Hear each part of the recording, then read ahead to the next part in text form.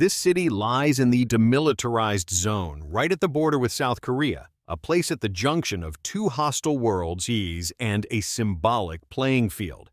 It was built in the 1950s of the 20th century, right after the Korean War, as part of the regime's psychological strategy.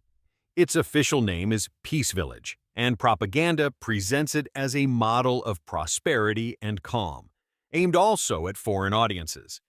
In reality, it is completely empty, no families live there, and the silence inside contrasts with the theatrical appearance from the outside. The buildings look like modern blocks, yet they are facades with only walls. The interiors resemble empty sets without furnishings or life. Windows often lack glass or are covered, which is meant to hide from observers in the South the truth about the empty interiors and the theatrical character. Electricity is switched on only occasionally, when the regime wants to create the impression of a bustling city for observers on the other side. Instead of permanent residents, regime workers stage scenes of daily life for show, waving, cleaning, and pretending normality.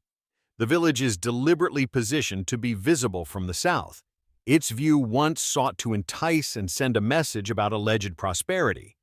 In practice, Kijongdong functions as a gigantic model of a city, a monumental film set designed to deceive the sight and mind of a potential adversary.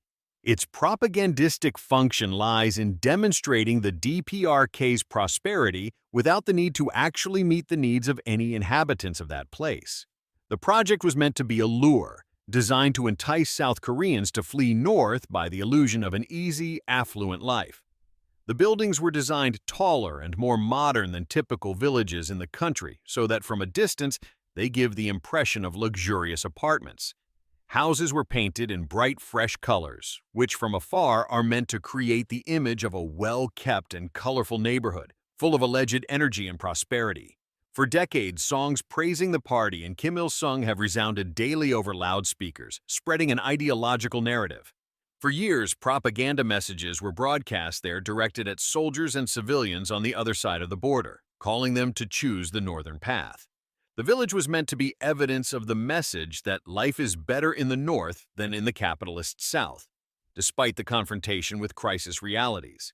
It is a classic example of a Potemkin village, a political stage set created to produce the illusory impression of the state's well-being.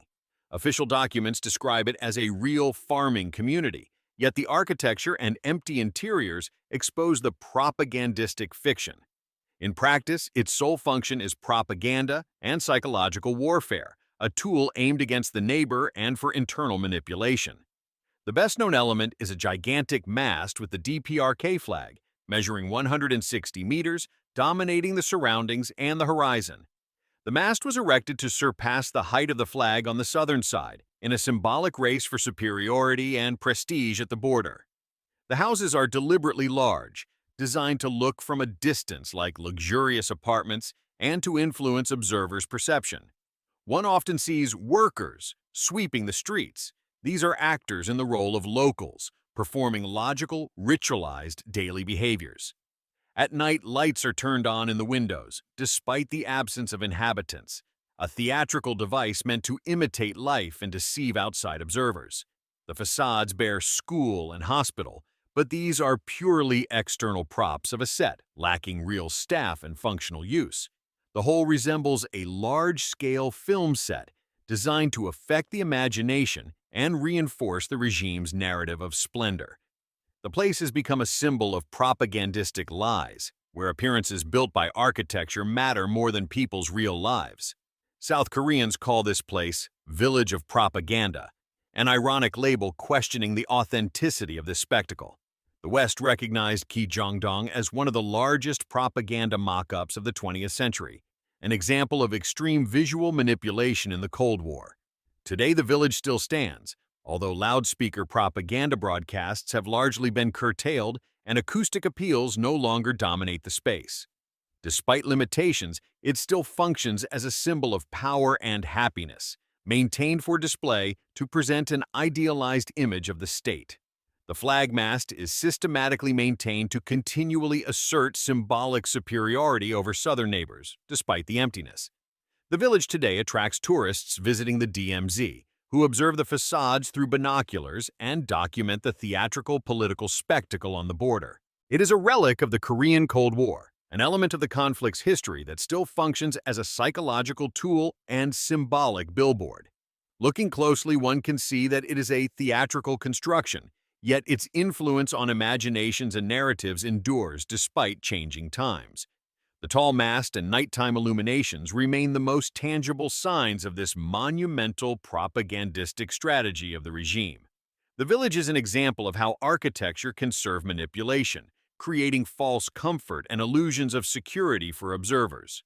Kijongdong is not merely an empty toy on the map. It remains an important instrument of political communication toward its own citizens and the world. Touristic looks through binoculars are not enough to dispel the weight of the symbolism that for decades has shaped the region's perception. Although the sounds of propaganda have quieted, the silence and the facades still speak, telling of the regime's strategy and the need for appearances in politics. The question remains whether the theater on the border has ever changed anyone's life, or whether it merely fulfills a function unto itself in the state's ritual.